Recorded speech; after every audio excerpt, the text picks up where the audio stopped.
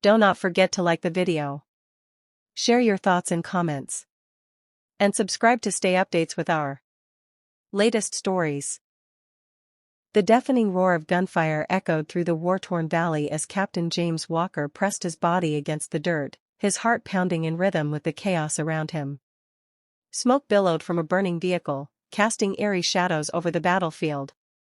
He could hear the frantic shouts of his unit, but amid the destruction, only one sound truly grounded him, the steady, fearless growl of Max, his German shepherd.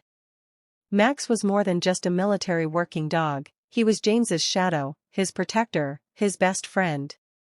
They had trained together, fought together, and saved each other countless times. And now, as bullets whizzed past them, Max remained unwaveringly by his side, his sharp eyes scanning for threats. "Stay low, buddy," James whispered, gripping his rifle tightly. Max gave a low bark in response, his ears twitching as if he understood every word. Their unit had been ambushed during what was supposed to be a routine reconnaissance mission.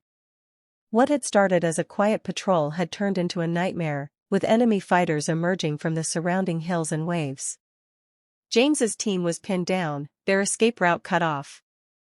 Through the thick smoke, James spotted a wounded soldier struggling to crawl to cover. Without hesitation, he made a move, signaling for Max to cover him. The dog sprang into action, weaving through the battlefield with practiced agility, his presence alone enough to intimidate the enemy combatants. James reached the injured soldier and began dragging him to safety, but then an explosion rocked the ground beneath them. The force of the blast sent James flying, his world spinning into darkness. The last thing he saw before everything faded was Max, leaping toward him, eyes filled with determination. James awoke to the sterile scent of antiseptic and the steady beep of a heart monitor. His body ached with every breath, his left leg wrapped in thick bandages. Disoriented, he tried to sit up, but a firm hand on his shoulder stopped him. "Easy, Captain," a nurse said gently. "You've been through a lot." Memories came rushing back, the ambush, the explosion. "Max?" His chest tightened. "Where's my dog?" he croaked, his throat dry. The nurse hesitated. "I'm sorry, but when they found you, there was no sign of him." James felt as if the air had been sucked from the room. Max was gone. Days turned into weeks as James recovered, both physically and emotionally. The war had taken a toll on him, but nothing compared to the loss of his loyal companion. Max had saved his life more times than he could count, and now, James felt as though he had failed him. With an honorable discharge and a permanent injury, James returned home a changed man. The bustling streets of his hometown felt foreign. No longer a soldier, he struggled to find his place in a world that had moved on without him. He tried everything to distract himself, long walks, reconnecting with old friends, even therapy. But every night, the nightmares came. The battlefield haunted him, and the phantom presence of Max lingered, as if the dog were still out there, searching for him. But unbeknownst to him, halfway across the world, Max had survived. Max had clawed his way out of the wreckage, battered and bleeding but alive.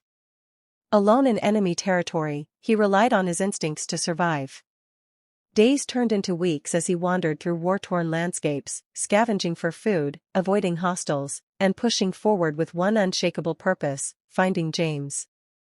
Through sheer determination and the kindness of strangers, Max found his way to an animal rescue organization that worked with military dogs. A soldier stationed at a remote base recognized the distinctive scar along Max's ear and contacted a military dog rehabilitation center. Slowly, piece by piece, the puzzle came together. Back in the US, Max was placed in a shelter, waiting for a miracle. That miracle came one fateful afternoon when James visited a veteran therapy center, where service dogs helped soldiers heal. He wasn't sure why he had come, maybe to find some solace, maybe to fill the void Max had left behind. And then he saw him. At first, James thought he was imagining things. The scarred but familiar figure of a German shepherd stood across the room, his tail wagging hesitantly. Their eyes met, and time seemed to freeze. "Max?" James whispered, barely believing it. The dog's ears perked up. Then, in an instant, Max lunged forward, knocking James to the ground in an explosion of whimpers, licks, and desperate, joyful cries. Tears streamed down James's face as he buried his hands in Max's fur. "You found me," he choked out. "You never gave up." Neither of them did. James officially adopted Max, bringing him home at last. Though both bore the scars of war, together they healed. The nightmares lessened, the pain became more bearable, and for the first time in years, James felt whole again. The years that followed were filled with quiet moments of companionship, long walks, peaceful nights, and the unspoken bond of two souls who had fought and suffered together. But time was not kind to old warriors. Max's movements became slower, his once sharp eyes clouded with age. His once mighty frame grew frail, but his spirit never wavered. James knew the inevitable was coming, but nothing could prepare him for the moment when Max took his final breath, his head resting in James's lap. "You did good, buddy," James whispered, stroking Max's fur as tears fell freely. "You can rest now." As the sun set over the horizon, James sat in silence, his best friend finally at peace. And though the pain of loss was unbearable, he found comfort in knowing that, in the end, they had found their way back to each other. Because love, true, unwavering love, never says goodbye.